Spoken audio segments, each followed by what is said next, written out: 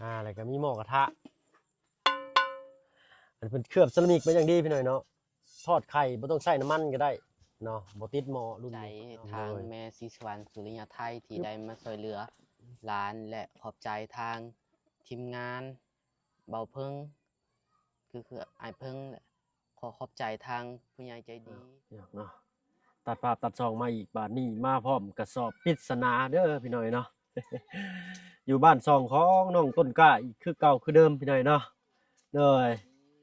สบายดีน้องต้นกล้าเอ้าติดเอาตึมก่อนเนาะเป็นอะไรมื้อนี้ได้บทเรียนยังแน่มื้อนี้ไปโรงเรียน อาจารย์บ่ได้มามื้อนี้ อาจารย์บ่มาอีกแล้ว โดย อาจารย์ไปใส่กลับบ่บ่ได้มาแต่ตอนเช้าเลย อ๋อบ่ได้มาแต่ตอนเช้า โดย แต่ทางน้องไปโรงเรียนอยู่เนาะ โดยตอนแรกก็ไปแต่ตอนแรกก็ไปแต่แบบว่าอาจารย์ก็บ่ได้มาเขาบ่ได้เรียนเลยตอนแรก ทางอาจารย์บ่มาก็เลยบ่ได้ไปเนาะ โดยอาจารย์ขาเวียก โดยเนาะเป็นได้ทางประตูมื้อนี้บ่ได้ใส่กระทิบบ่สบายดีเด้อเนาะโดยสบายดีจ้ะสบายดีทางอายะนำสบายดีจ้ะว้าโตถิ่มฮอดหมอ เลยเนาะ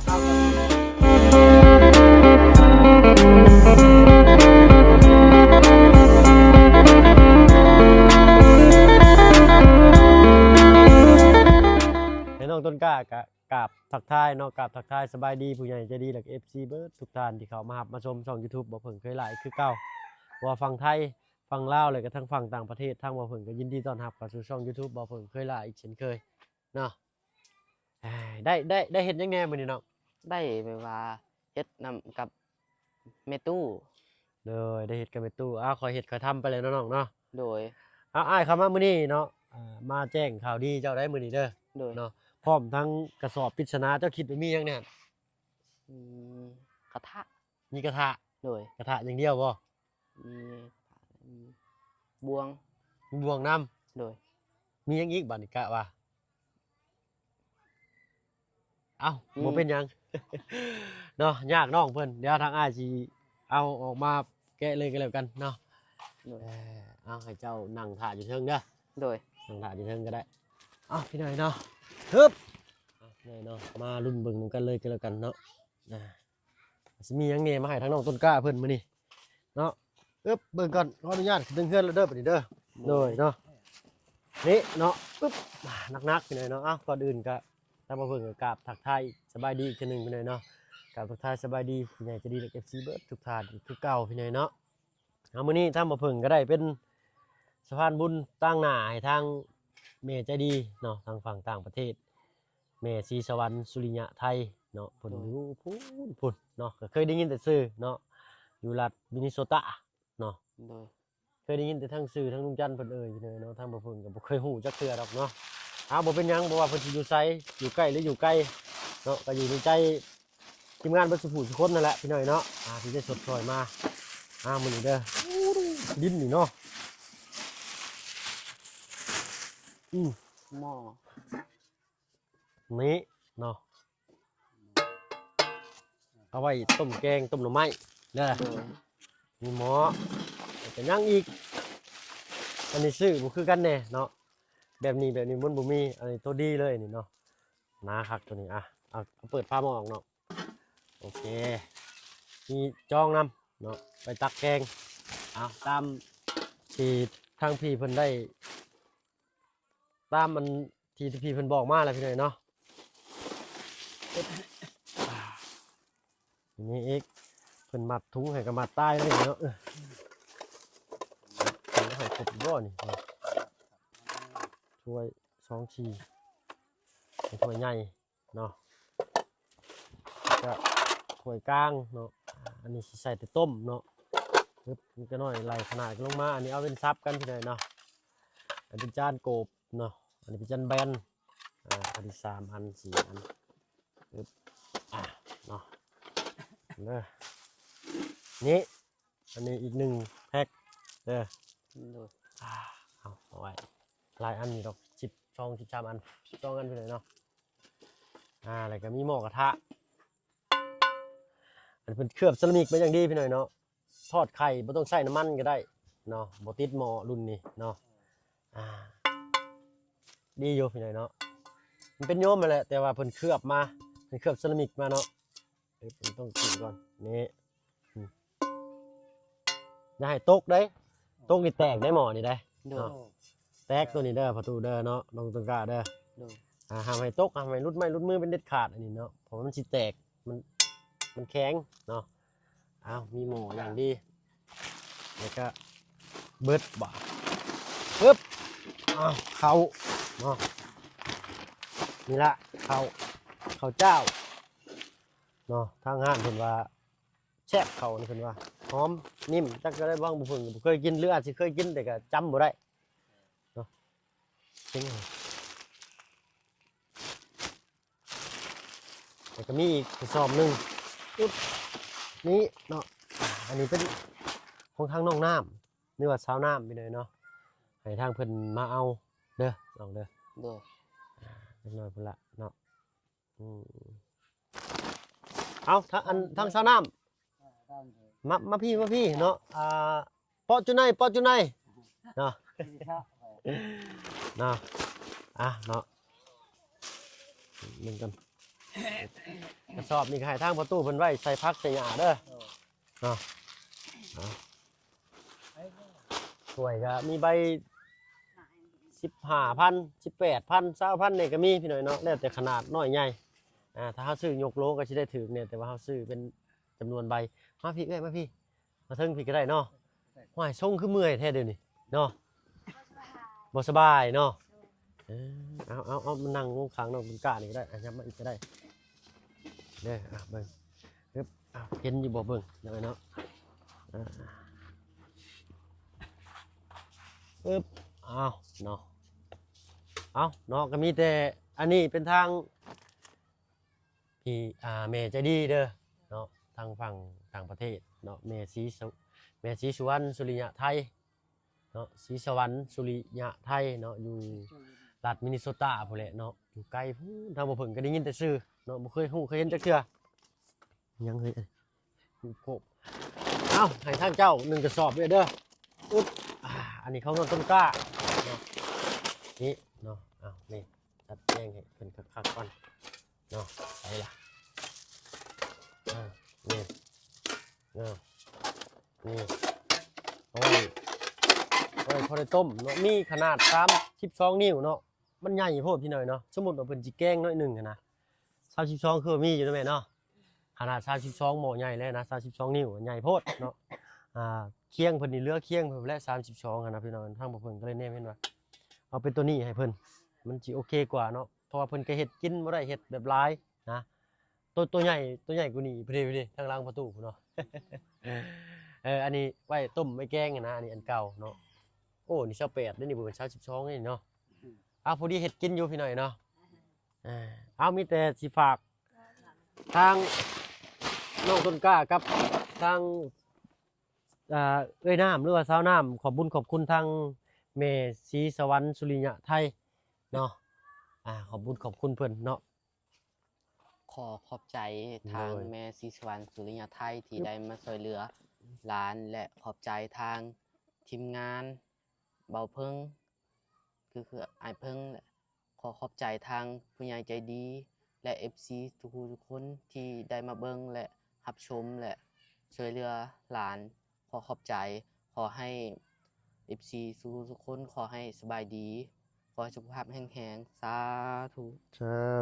าธุเนาะโอ้ยเก่งขึ้นหลายเลยเด้เนาะ โดย ตั้งใจเด้อน้องเด้อเนาะ โดย หาเวลาอันทีมงานบ่ว่าไผก็สร้างบ่ว่าอ้ายก็สร้างหรือว่าไผก็สร้างที่เอาของให้เฮาต้องยกมือไหว้ก่อนเนาะ โดย เพราะว่า90%นี่สิพี่น้องทางฝั่งไทยเนาะคือมารยาทเด้อพี่น้อยเนาะอยู่ฝั่งไทยนี่ไหว้นี่เล็กๆลักๆเลยเนาะต่างชาติก็ยังมักเนาะธรรมเนียมของทางฝั่งไทยเพิ่นเนาะมือใหม่ต้องอ้อนเพิ่นว่าเนาะเพราะว่าก็ว่าอะไรพี่น้อยเนาะทางบ้านเฮาก็บ่ค่อยปานใดนอกจากในเมืองนี่ก็ยังบ่อยากเห็นเนาะนอกจากเฮาเข้าไปอยู่ในแถวกรุงเทพบ่หรือในไสนี่อาจสิเห็นตลอดเนาะสิไหว้ตลอดเนาะเป็นมารยาทเนาะทางสาวน้ำอยากมีหยังอยากขอบคุณทางพี่เพิ่นบ่เนาะ ขอบคุณผู้ใหญ่ใจดี แม่ชีสวรรณสุริยะไทย โดย ขอให้เพิ่นสุขภาพแข็งแรงและขอบบุญขอบคุณทางบ่าวเพิก โดย มา เนาะ ซอยขอให้เพิ่นก็สุขภาพแข็งแรงขอบคุณทางผู้ใหญ่ใจดีทาง FC ขอให้เพิ่นมาซบมันมาซอยเฮานี่ขอให้เพิ่นอยู่ดีมีแรงขอให้เพิ่นสุขภาพแข็งแรง สาธุเนาะโอ้ยหลายคนก็หลายเว้าไปเลยเนาะก็มีหยังตอบบุญแทนคุณมีแต่คำเว้าคำจาคำอวยพรโดยใส่เนาะให้ทางแม่ศรีสวรรค์สุริยะไทยเนาะอายุมั่นขวัญยืนความเจ็บอย่าสุได้ความไข้อย่าสุมีเนาะให้บ่ให้พลาดม่านบ่ให้เบียดเดินทางไปไสมาไสก็ให้ตลอดปลอดภัยเนาะที่สำคัญก็ให้สุขภาพร่างกายแข็งแรงตลอดปีตลอดไปเฮงๆปังๆในหน้าที่การงานเนาะบ่ว่าหน้าที่การงานใดเนาะสาธุสาธุสาธุพี่หน่อยเนาะก็มีแต่ซ้ำนี่เลยเด้อเนาะ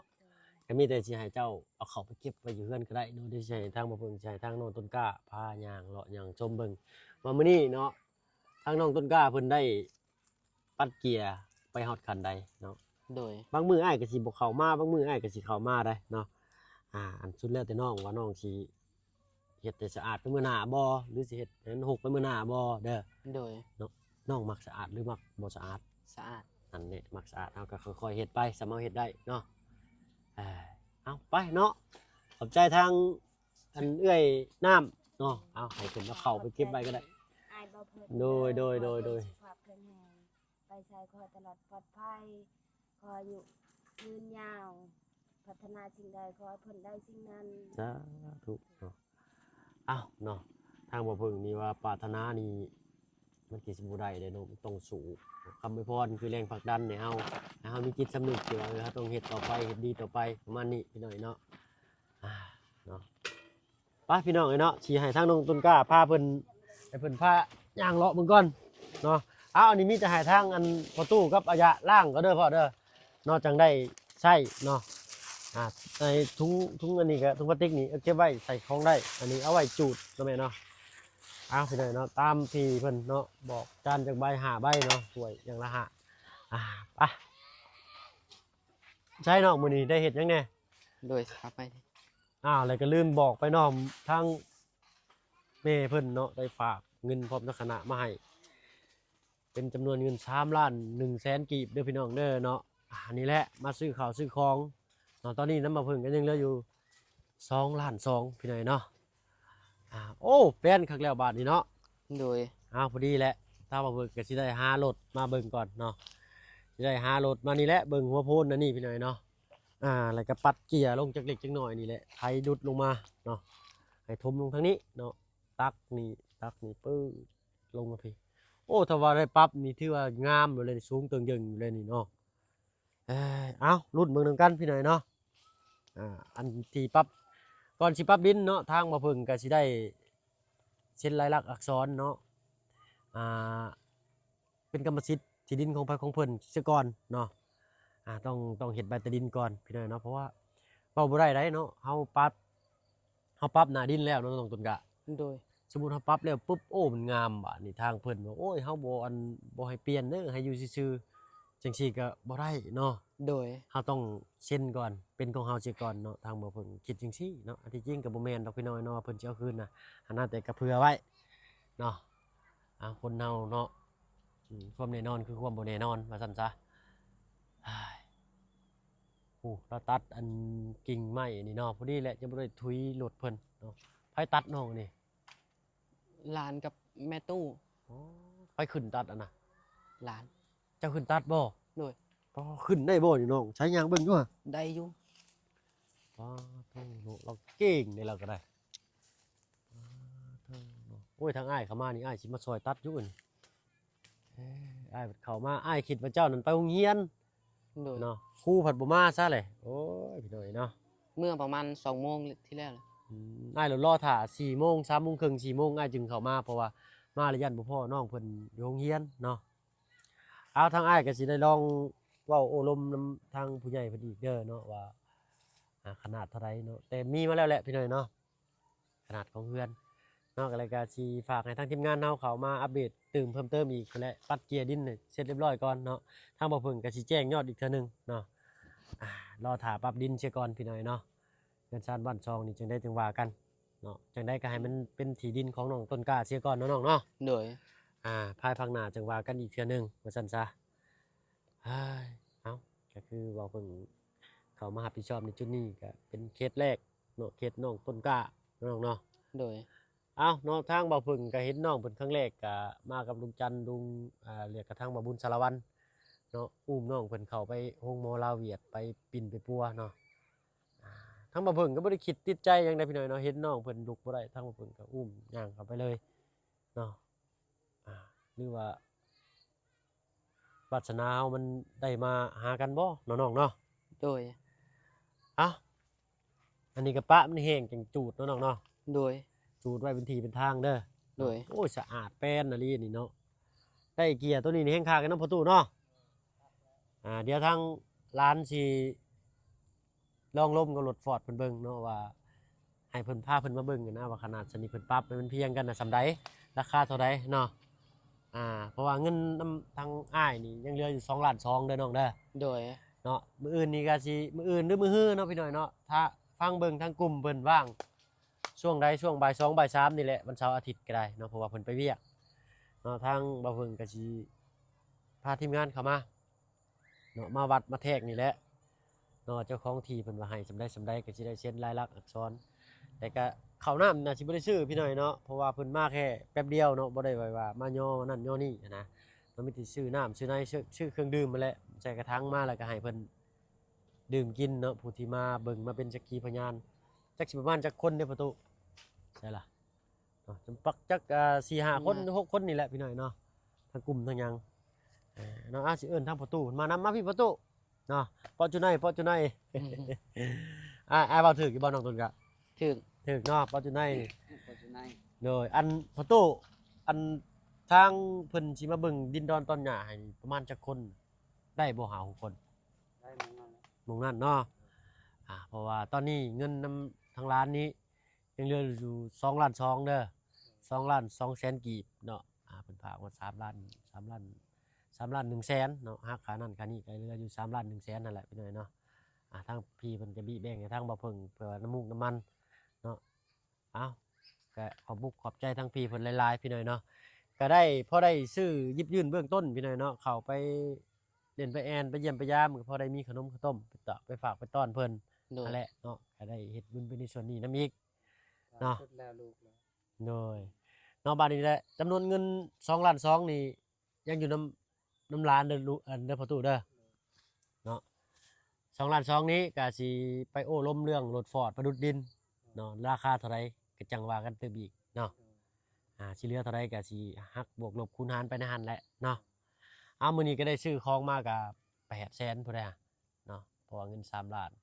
โอ้800,000ปลาย800,000กว่าพุ่นเด้เนาะปลายมันก็5,000 10 พันนี่แหละเนาะเพราะว่าซื้อกระจิกกระจอกเด้เนาะห้านนั่นชิ้นหนึ่งห้านนี่ชิ้นหนึ่งนะเพราะว่าห้านนี่เบิดก็ต้องแล่นไปซื้อห้านนี่เนาะเนาะเพราะว่าเพิ่นก็สิเติมของไว้ตลอดก็มันบ่ออกมีแต่ขี้ฝุ่นจับพี่น้อยเนาะบางเทื่อร้านนี้ตะพี่หลายจองนะจองหลายตะหลิวบ่มีห้านนี่ตะหลิวมีจองบ่มีนะเนาะแล้วก็ซื้อข้าวมาอีก2 ถุง โดย เนาะ2 ถุงใหญ่ฮะเนาะข้าวเจ้าข้าวเจ้าอย่างดีเลยเนาะเบิ่งอยู่เซโปนนั่นแสนห้าอยู่พี่165อยู่บันดงเนาะ โดย มันก็ไกลแน่เด้เนาะ ครับ แล่นไปพุ่นขึ้นมาพี่ถ้าอ้ายสิแล่นลงไปซื้อข้าว2 ถุงอยู่เซโปนผมก็โอ้30 ปลายลัก40 ปลายลักพอดีคำพอดีพี่น้อยเนาะเพราะว่าทางร้านได้เป็นเงินตาเพิ่นหากระฝากมาให้บางช่วงที่บ่เพิ่งแล่นขึ้นมาอยู่นี้เนาะแล่นออกมาจากบ้านหนองหัวเพิ่นยังบ่ได้ทันโอนยอดมาให้เนาะบ่เป็นหยังแล่นเอาสู่ชนหน่อยแล้วพี่น้อยเนาะมีแต่อ้ายสิไปทางอื่นก่อนเด้อน้องต้นกล้าเด้อบัดนี้เด้อ โดย เนาะอ้ายมาแจ้งยอดเจ้าสำนี้เนาะแล้วก็เขาคองที่ทางพีเพิ่นอยากให้ชื่อมาให้เจ้าเนาะ โดย เดี๋ยวได้ตื่มอีกข้างอ้ายก็สิเข้ามาแจ้งอีกเนาะบางเทื่ออ้ายก็มื้ออื่นอ้ายเข้ามาบางเทื่อมื้ออื่นอ้ายเข้ามาหรือสิบ่เข้ามานี่ก็แต่บางมื้อเนาะอ้ายไปเวียกไกลอ้ายก็บ่ได้แล่นเข้ามาเนาะ เอาเนาะไปทางอื่นก่อนฟ้าฝนก็คือขนองมาพี่น้อยเนาะทางนะทางผู้ฝนตกก็ได้ฮะเนาะเนาะไปก็เด้อประตูเด้อซันเดอร์เนาะ โดย โดยเนาะเอาลาป้าลาลุงบัดนี้ทางน้องต้นกล้าและทางประตูชื่อจังกับประตู ทน ทน ทน อดทนมานะเนาะโอ้อดทนอันนี้ทางน้องต้นกล้าเนาะชื่อเดิมมันก็ชื่อน้องแล้ว แต่ว่ามันแล้วมันอ่อนทางลุงจันทร์ก็เลยเปลี่ยนชื่อเป็นน้องต้นกล้าเป็นนอแนงของชาติเนาะตั้งใจห้ามใจเฮียนเด้อน้องเด้อ โดย เลยเอาสำหรับคลิปนี้ทางว่าพึ่งและทางประตูทนเลยกับทางน้องต้นกล้าขอตัวลาแล้วพี่หน่อยเนาะไป